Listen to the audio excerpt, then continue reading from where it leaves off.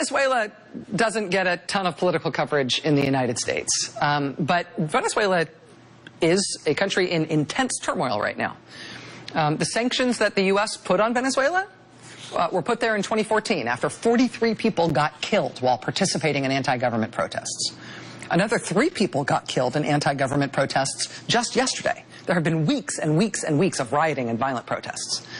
And now today, Venezuelans are enraged anew by this brand new FEC filing from the White House, which shows that interesting thing about the guy who got the meeting with the NSC officials and with Steve Bannon.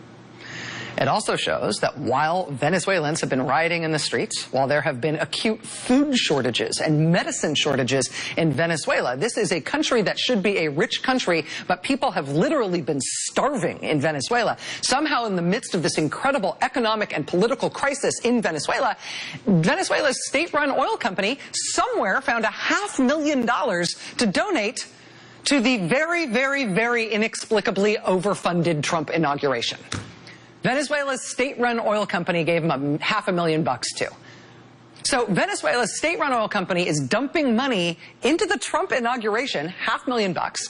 Meanwhile, another $500,000 plus was apparently enough to open up not just the White House, but the National Security Council, the freaking National Security Council, to a very well-connected donor and international investor who had a plan that he wanted to share on Venezuela.